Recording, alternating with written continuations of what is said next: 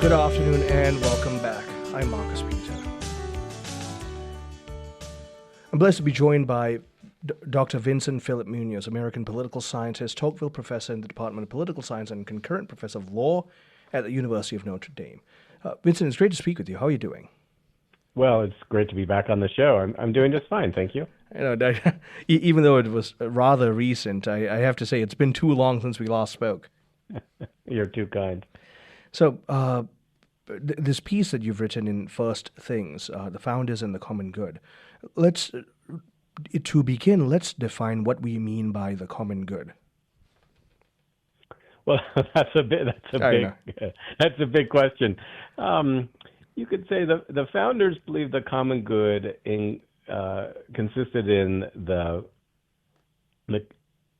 securing a community in which individuals could fulfill their natural duties to God and to their families and to their fellow man.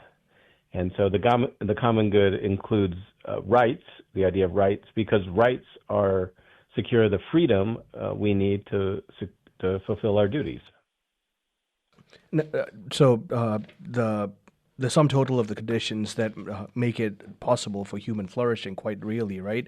And so in that light, then, we are faced with a few philosophies for society's way of trying to live the common good. You highlight one, and I'd like to invite you to juxtapose it with the other, and these are modern liberalism versus classical liberalism.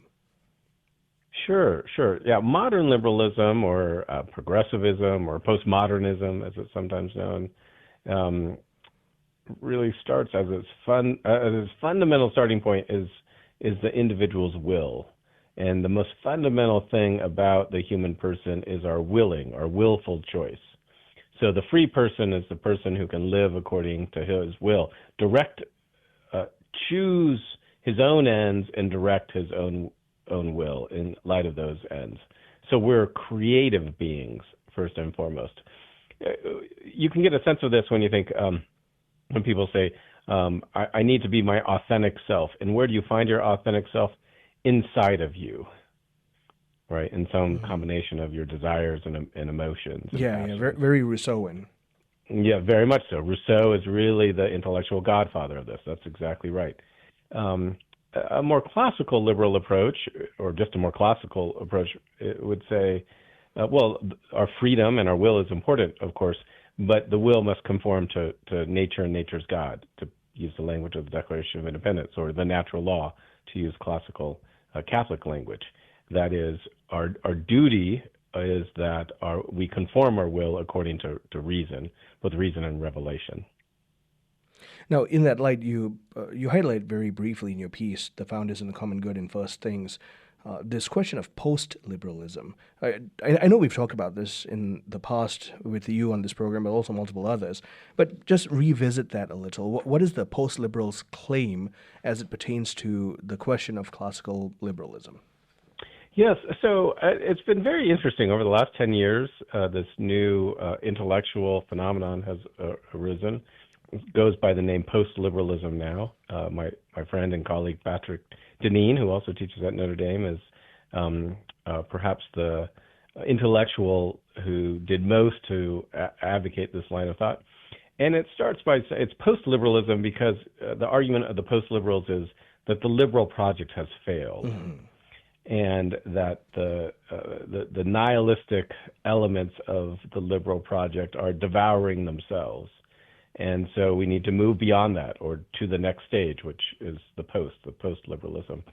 I'm sympathetic with the post-liberals insofar as their critique of modern liberalism. I think they're right that modern liberalism really is a insufficient or even bankrupt moral philosophy. Where I disagree with them is they tend to think that the conditions of liberalism were set forth by the founders and the founders' defense of rights, whereas I think post-liberalism, as I try to explain in this piece in First Things, is a break from the founders' understanding of the human person and of freedom rightly understood. And so let's talk about freedom rightly understood. How did our founders think about freedom?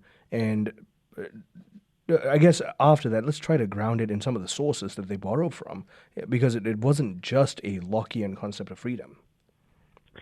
Yes, I mean, the easiest way to understand this is they distinguished liberty from license. And liberty was using your freedom in accordance with the natural moral law, and license was using your freedom contrary to the natural moral law. So like all natural law thinkers, the founders believe there's a standard of right and wrong behavior by nature, so a natural standard of right and wrong. What's unique about human beings is our freedom to freely choose what is right, and the founders said when we freely choose to do what is right, we are acting according to how we ought to act. Our dignity lies in our voluntary choices in conformity with the natural moral law, and when we fail to do that, we're worthy of censure. The important point here is to say that liberty was distinguished from license, that natural rights were always bounded by the natural law, that our natural freedom was could only be exercised legitimately within the bounds of the natural moral law. Now, because of that, we can therefore engage in the language of rights and tether that to the rightful concept of responsibility as it pertains to natural law and the Christian heritage. Exactly. No, you put it very nicely. I mean, we have rights, individual rights, so we can fulfill our responsibilities. I have 3 young children. In fact, as I'm speaking here in my study, I'm terrified they're going to break in and make a lot of noise on us. But I have parental rights, we might say, to choose whether my kids are vaccinated or to choose where my kids go to school, so I can fulfill my responsibility as a husband and father. Rights, properly understood, are oriented to the fulfillment of our duties. Let's talk about, therefore, the question of equality, especially in the thought of our founders, and therefore in the framework of the origins of the United States. Yes, equality meant, in a way, something very simple for the founders. When they said all men are created equal, what they meant is that no human being by nature is ordained to rule over others, rule politically over others. No natural kings, no natural slaves. Now, of course, slavery was protected by the Constitution, and leading founders like Thomas Jefferson owned slaves. I mean, we shouldn't overlook or deny that. But their practice of slavery was inconsistent with their philosophy of human equality, which they understood. I mean, they clearly saw the contradiction between their beliefs and their practice. We might, justly condemn them for hypocritical behavior. I think we can do that, especially of Jefferson. But nonetheless, their philosophy of equality was that no one is born to rule, has authority to rule on account of their birth, on account of a superior nature. That's what they meant by all men are created equal. Now, when you consider the modern liberalism's view of equality, that's very badly juxtaposed to the founders' concept of liberty. So just to put this in categories, equality of opportunity versus equality of outcome. No, that would be a good way to put it. I mean, Lyndon B. Johnson, who's really still one of the most influential political figures of recent memory, he explicitly said the goal of the Great Society was to make men equal. That is, to equalize resources. And much of the Great Society, the war on poverty, was to try to bring about this material equality of conditions, as you nicely put it. That's a very different understanding of the role of government than the founders' understanding, which was to secure our natural liberty. And the founders quite understood that if you secure people's natural liberties, you're going to have all sorts of inequalities because people have different talents, they have different motivations. Some will be successful, some less successful. But nonetheless, the purpose of government was to help secure those basic natural rights.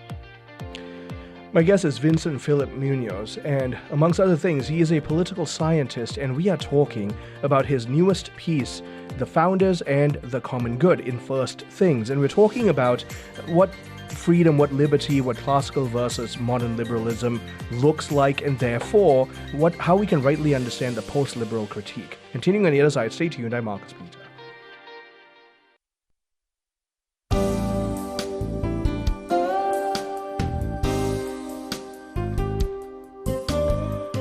Good afternoon and welcome back. I'm Marcus Peter. I'm talking with Dr. Vincent Phillip Munoz. He is a political scientist, Tocqueville professor in the Department of Political Science and concurrent professor of law at the University of Notre Dame. We're talking about, really how to rightly understand liberty, liberalism, and some of the critiques against the liberalism that we have here in the United States of America. So, Philip, if we can just return to what you were talking about earlier in terms of the role of government, we can also contrast, you and I have spoken about this before, what we can think of as the Jeffersonian versus the Hamiltonian models of government. But even in those, our founders envisioned a great limitation to the reach of government and therefore a great expansiveness in terms of the rights and freedoms of individual to act and live and flourish virtuously. Yeah, we can. It's a nice question. We can maybe look at what the founders were trying to do by thinking about the virtues they were trying to create. Like what's the type of human being that they were trying to foster? And it's the type of human being they're trying to foster is the leading virtue is responsibility. Men and women who are responsible for themselves, they provide for themselves. Husband gets up, he works, he provides for his family. Responsible to their community, responsible to their children, responsible to their creator, so they can worship freely. All of America's institutions, in the founders' view, were geared towards fostering independent and responsible human beings. You could say the liberal notion of the human person, today's modern liberal, is someone who can create themselves. Mm-hmm. Right? So if you're poor, you need money. If you're born a man, but you believe you're a woman, you need medical interventions, the freedom and then the provisions by the state. Right? It's not a notion of responsibility, it's a notion of self-creation, self-determination, and you could. So I think, and the role of government follows those two different understandings of really what a virtuous life is: the life of responsibility versus the life of self-creation. Really, everything follows from that elementary starting point. Yeah, I couldn't agree more. And so, in that particular vein of thinking, can we then, could you please juxtapose for us what the founders envisioned as proper self-governance versus this unfortunate modern concept of self-determination? Sure. I mean, so another element of the article. So first, we have to understand the founders' notion of rights and how rights are part of the natural moral law and thereby limited by the natural moral law. So there's no right to distribute pornography, for example. Now, the second part of the article is to say, well, okay, that's the founders' moral understanding. There's no right to distribute pornography. But who decides what's pornographic? Yeah. And the founders' politics, their republicanism, was that should be decided by the people. Mm-hmm. And in most cases, at the local level. That communities set the boundaries. Right. So the natural law says don't distribute obscene images. But what exactly is obscene and where those lines are? Well, that should be left to the local community. Mm-hmm. That's why we have a system of federalism, and then within states, local governments. In Catholic political thought, that's called subsidiarity. Decisions made by the family, then the local community. That's all very consistent with the founders' republicanism. Yeah. And that contrasts with the modern liberal approach of expert rule, right? Experts will determine whether pornography is good or bad for kids, and then experts will determine what kids should be allowed to see, and those experts tend to be either federal bureaucrats or federal judges. Yeah, thank you for bringing that up. Could you please shed some light on Kennedy's statement in the Casey case? Yeah, that's where I start. So the statement you refer to is the mystery passage, and this is in the case Planned Parenthood versus Casey, a 1992 case in which the Supreme Court upheld the right of abortion, a case that's been overturned, thankfully, now. And Kennedy, in interpreting Justice Kennedy, Anthony Kennedy, in interpreting the 14th Amendment, said, at the heart of the liberty is the right to determine one's own concept of existence. Completely nihilistic. Yeah. And it's sort of shocking that a Supreme Court justice would say that. But he does nicely channel the sort of modern liberal understanding of the human person. And meanwhile, we can juxtapose that to the writings of many of the founders, including Hamilton, for example, that attests to a ubiquitous appeal to an objective natural law in the way they thought about human existence. No, that's exactly right. And I try to provide lots of quotations in the essay. It was actually trimmed quite a bit. I did even more in the original draft, just trying to communicate to the reader that the founders very much were in line with traditional natural law thinking. And I used more quotations than one might usually use because I really wanted to let the founders speak for themselves. And so how do they think about the binding authority, the objective force, if you will, behind the law of nature? Yeah, so the first thing is that a law of nature exists, and the law of nature is the law of reason. But of course, people disagree. I use the example of the law of nature says use your property in a way that doesn't unfairly or unjustly disturb your neighbors, right? So you have the right to, I use the example of a backyard barbecue. You have the right to have a barbecue in your own backyard and invite whomever you want. But at some time, you have to be quiet, right? It's not reasonable to use your property in unreasonable ways, being too loud, especially late at night. But when exactly must you be quiet? What does the law of reason say? Well, the law of reason says, well, be reasonable. On the 4th of July, you can be loud later, fireworks and all that. But on a random Tuesday night or Thursday night in the suburbs, at some point, you need to be quiet. And that's why we have law, municipal law. In my community, it's at 10 o'clock on a weekday, that you have to keep the noise down so you don't disturb your neighbors. So law helps us live more freely. Law is not opposed to freedom. Law actually facilitates the exercise of our liberty. In this instance, the ability to use your property in reasonable ways, but also not to be disturbed by other people's misuse of their property, by setting a common standard for everyone in the community. In your book, Religious Liberty and the American Founding, you also highlight that properly understanding the way we think about law, the way we think about the founding, is an authority behind natural law that all of the founders understood as some kind of a supreme divine being. Yes, I mean, the language of the Declaration of Independence expresses the common sentiment of the founders, that our rights were endowed by our Creator. Mm-hmm.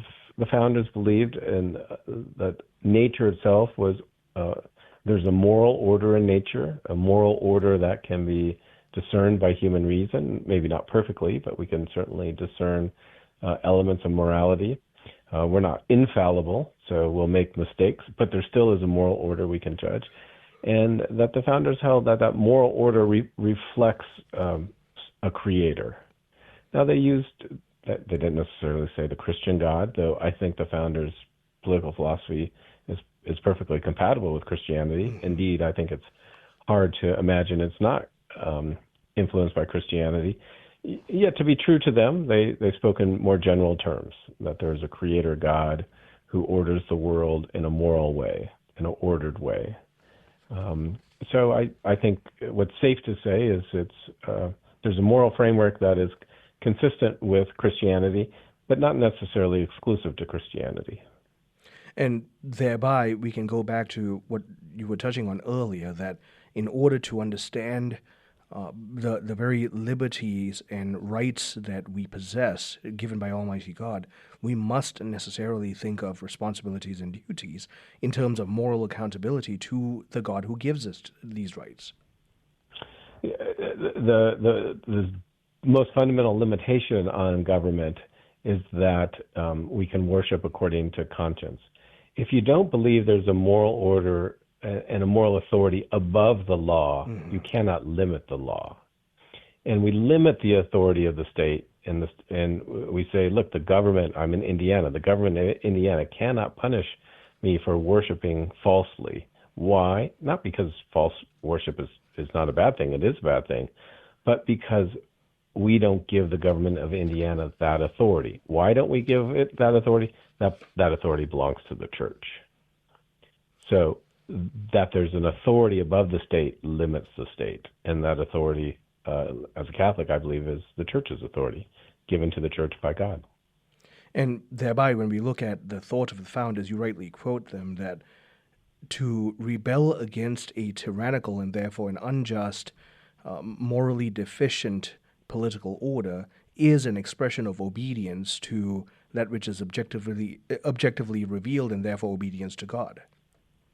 Look, if you, the founder said, rebellion to tyrants is obedience to God. Mm-hmm. And, we kind of, that's just a slogan. But think about it. A tyrant can tell you how to worship.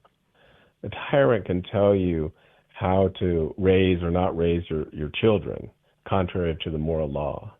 I mean, you must resist tyranny for the good of your own soul and for the good and to fulfill your responsibilities to shape the lives of your children according to the truth. Philip, every time I talk with you, time positively flies. Thank you so much for your time, and thank you for sharing your wisdom with us. It's always a pleasure to be with you. My guest has been Dr. Vincent Phillip Munoz. He is an American political scientist, Tocqueville professor in the Department of Political Science, concurrent professor of law at the University of Notre Dame. We've been talking about the founders and the common good. Thank you for joining us. I'm Marcus Peter.